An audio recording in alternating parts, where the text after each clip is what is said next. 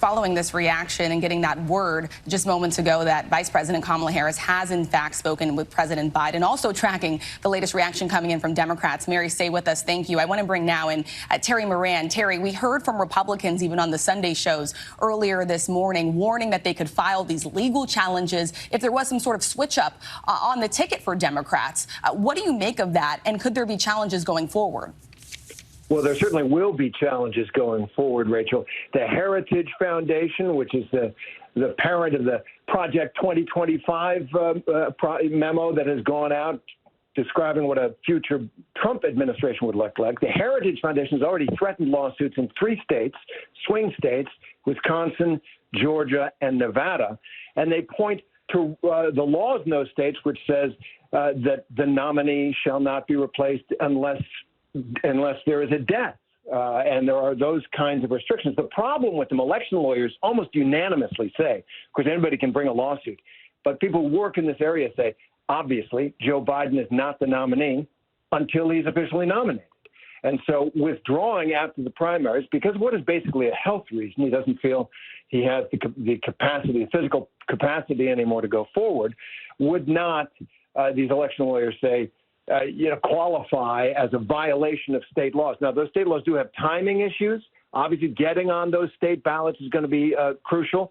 So the Democrats, who have already prepared to do that by having this virtual roll call in early August, they prepared for that. But if Kamala Harris, Vice President Harris, is not essentially unanimously acclaimed as the nominee, if someone does step in or prepares to step in to challenge her, that might be a problem. Because if they have to go to their convention, which begins August 19th, they will miss the deadline for ballot access in at least Ohio.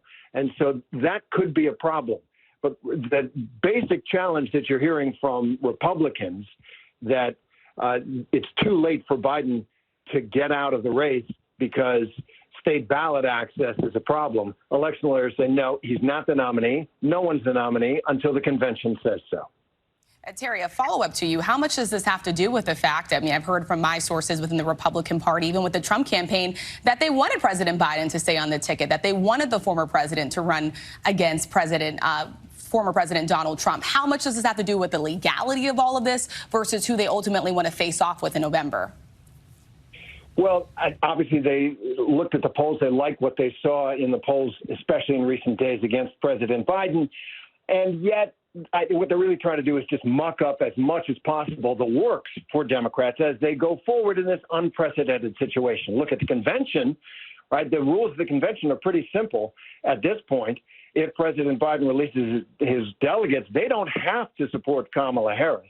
The only thing they have to do under Rule 13J, which you're going to hear a lot about probably, is vote their conscience. In good conscience, they must vote to support a candidate. So if there's anyone who wants to challenge Kamala Harris, there'll be these test votes on accepting those rules, and then, you'd head to the floor. But as for the Republican efforts to sue their way to keep Harris off of state ballots, that's probably just an effort, to make the Democrats look disorganized. There's also been talk of impeaching President Biden on the grounds that he is now incompetent to serve if he's incompetent to run. Again, almost certainly wouldn't happen, and yet would muck up the works.